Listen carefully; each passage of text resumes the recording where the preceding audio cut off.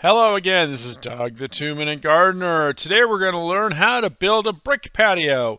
You've seen lots of videos that I've done on paver patios, concrete patios, even decomposed granite patios. But today we're doing something new. This is a brick patio. So we're going to talk about all the different steps, but before we get going, let me show you what the before was on this particular project. This was a rather old beaten up patio, had a big old hedge that closed off a lot of the view. There actually is a view behind that hedge, as you're going to see. So day one, get the bobcat in and rip it all out, and look, there's a view.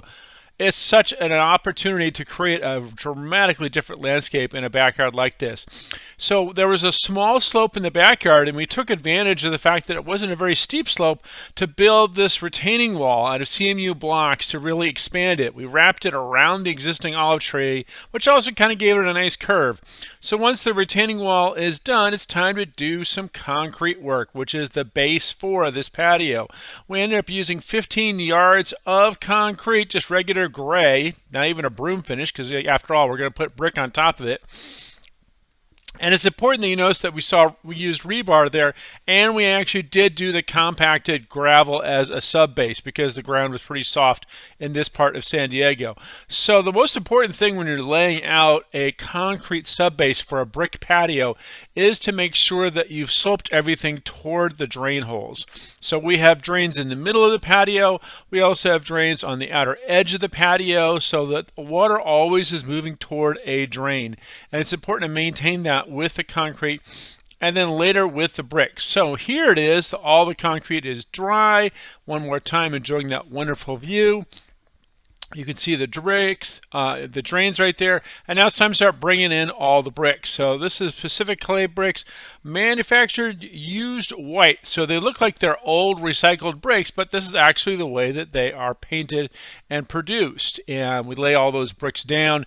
Now this is the tedious part, and this is one of the reasons that doing a brick patio on top of concrete is kind of expensive, because you have to do them all one at a time, and it takes a long time. So each one of these bricks is laid in with gray thin-set mortar.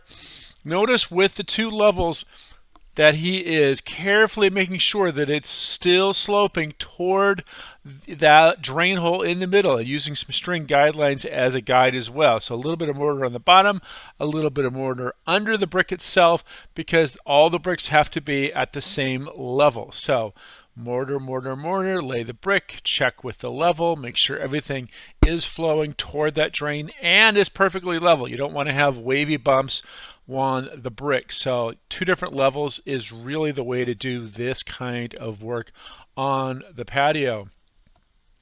And then double check it once it's all done. So now all the bricks are just about done. They're working their way toward the edge, and this took a week to get all these bricks down. Now it's time to bring in the mortar mix. So this mortar from Orco actually comes in 15 different colors, and it's kind of nice. You can pre-order it. The client picked this off-white, and it gets mixed in with the water in the wheelbarrow, and then slowly they fill up these little, I like to call them little cake decorating bags, but basically they're mortar bags. And the nice thing about this particular, other grout bags, that you scoop it all in, and you see how these guys just use it to squeeze it into every single crap all the way down to the ground.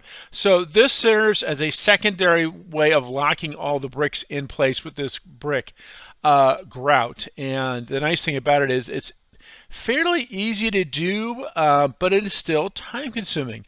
This patio was a pricey patio. It actually came in at about $30 a square foot, not because the materials are expensive, but because it is a time-consuming process.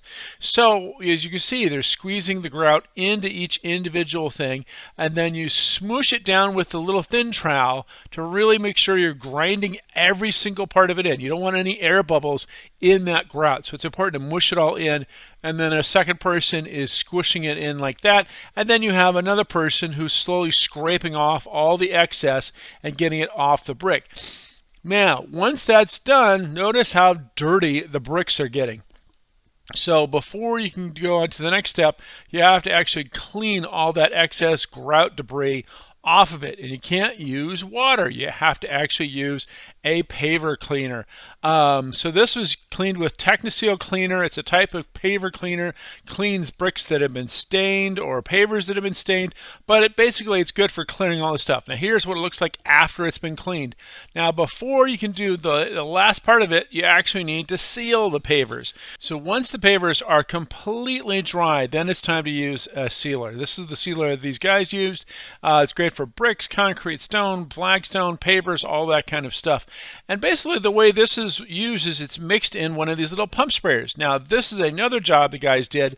This obviously is a flagstone patio, but the concept is still the same. That it's basically a little pump sprayer. And these little backpack pump sprayers are great because they're easy to move around. You're not dragging around heavy equipment.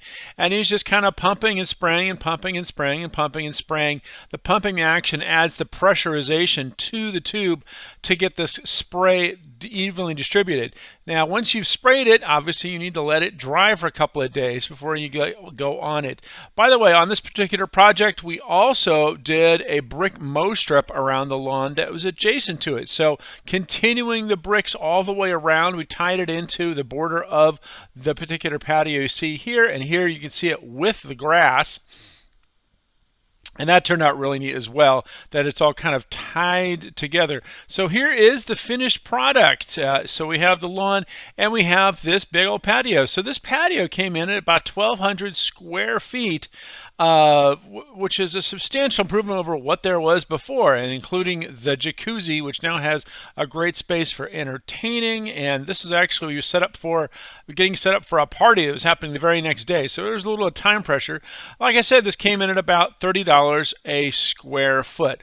Well, here's a big shout out to Unique Landscaping. They did a tremendous job on this particular project, as they always do here in San Diego. So if you need some help with your landscaping, definitely give those guys a call. And that's all the time we have for today. This is Doug, the 2-Minute Gardener, saying if you enjoyed this video, make sure to hit that like button and subscribe to get more of your garden videos sent right to your mailbox. This is Doug, the 2-Minute Gardener, saying thanks for watching.